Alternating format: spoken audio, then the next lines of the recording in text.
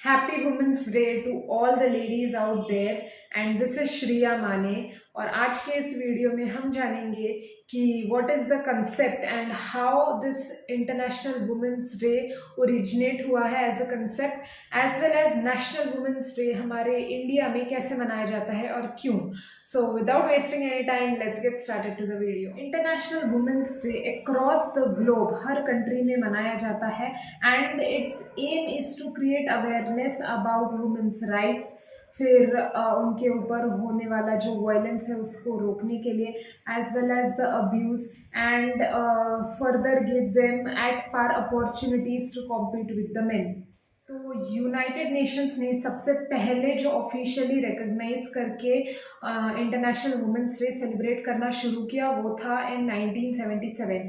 और इसका जो हम ओरिजिन अगर हम देखें तो 1908 में 1908 में क्या हुआ था कि यूएस में, अमेरिका में वुमेन जो टेक्सटाइल इंडस्ट्री में यानी कपड़े वाली इंडस्ट्री में जो काम करती है, उन्होंने अगेंस्ट द वर्किंग कंडीशन की बुरी हालत होती है उनकी, बहुत ज़्यादा उनको काम करना पड़ता है और इतना एनवायरनमेंट भी अच्छा नहीं होता, plus they used to get very less wages, उनको बहुत कम उनकी सैलरीज वगैरह मिलती थी। तो इसके अगेंस्ट उन्होंने एक ग्रुप फॉर्म करके उस टाइम पे आवाज़ उठाई थी and that was the first time कि ये एक मतलब वुमेन्स राइट को मद्देनज़र रखते हुए कोई तो मूवमेंट हुई और उसको उस टाइम पे सपोर्ट किया था सोशलिस्ट पार्टी ऑफ अमेरिका।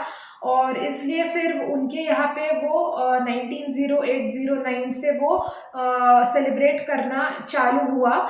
फिर वो बहुत सारे सीरीज ऑफ इवेंट्स हुए बाद में जिसमें वॉर हुआ, फिर बहुत अलग अलग रोल में हमें वुमेन का कंट्रीब्यूशन देखने को मिला अक्रॉस द ग्लोब।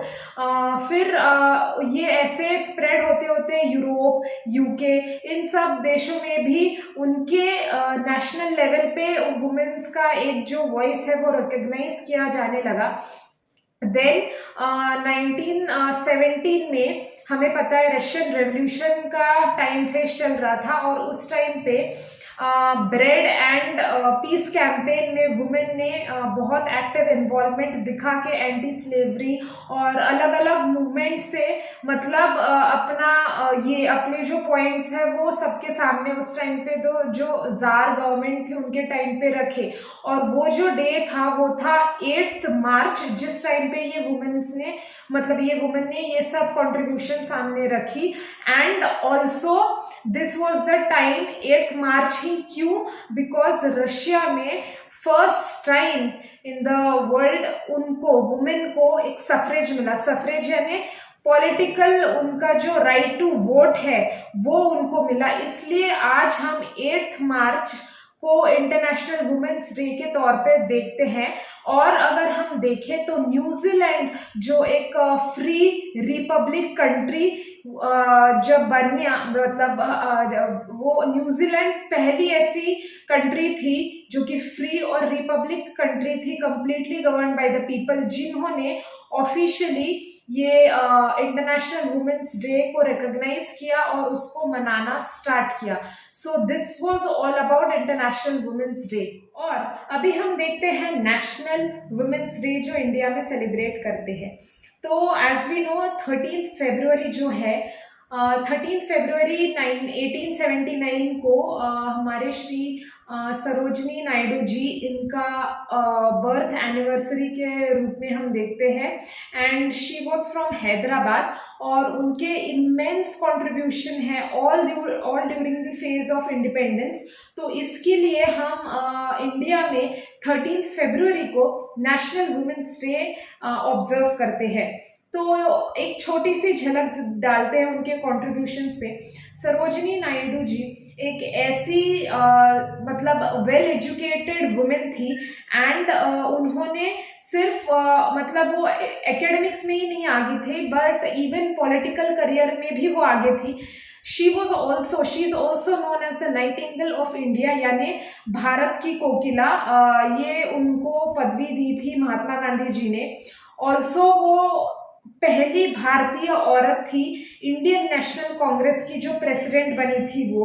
फिर क्विट इंडिया मूवमेंट में भी उनका बहुत बड़ा रोल है, जिसके कारण वो 21 महीने जेल में रही है।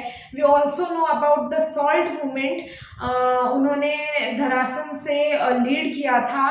और फिर उनका एक मेजर रोल है कॉन्स्टिट्यूशन फॉर्म करने में भी।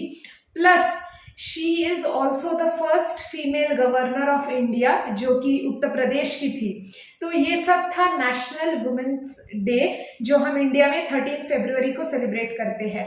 तो इसका बताने का यही है कि सिर्फ हम एक दिन के लिए अगर वुमेन का प्रेजेंस या उसकी जो भी हम बोलते हैं कंट्रीब्यूशन है in family as well as in society, अगर वो हम सिर्फ एक ही दिन रिकॉग्नाइज करें तो मतलब ये सब मनाने का कोई मीनिंग नहीं है। सो हमें यही देखना चाहिए कि हमेशा हमें वुमेन को आगे बढ़ते देना चाहिए। हमेशा इक्वल अपॉर्चुनिटीज उनको नहीं मिलती, तो हमें एज अ अवेयर सिटीजन हमें ये देखना चाहिए कि आजू बाजू में हमारे इक्वल अपॉर्चुनिटीज है या नहीं। क्या होता है कि यूजुअली एक फेमस कोट भी है मराठी में कि if one female of a house is educated the whole house become educated. So यही है। और जो हमारी सुधा मूर्ति जी है, उन्होंने एक बहुत ही सुंदर सेइंग कही है कि हमेशा हम बोलते हैं कि behind every successful man there is a women, but Sudha Murthy ji ने कहा है कि it is also vice versa कि behind every successful women there is an understanding man. मतलब जब तक बाकी उनके आजू बाजू के या फैमिली मेंबर्स के मेल सपोर्ट के बिना वुमेन उस स्टेज पे जा नहीं पाती, अपना फुल पोटेंशियल एक्सप्लोर नहीं कर पाती। सो हमेशा हमें यही ध्यान में रखना है कि हमेशा हमें सपोर्ट करना चाहिए। और हाँ, यूजुअली जो मेन है वो बोलते रहते हैं कि हमेशा वुमेन्स डे सेलिब्रेट होता है, वुमेन के लिए बहुत मदर्स डे हो, ये सब चीज़ें सेलिब्रेट की जाती है। But we should not forget that even men are important, men play very important role in society. मतलब वो अगर नहीं होते तो आज ये जो हम देखते हैं कि वुमेन इतना आगे बढ़ पा रही है because of their efforts also, कि वो एट पार हमें मतलब वुमेन को रिकॉग्नाइज करते हैं।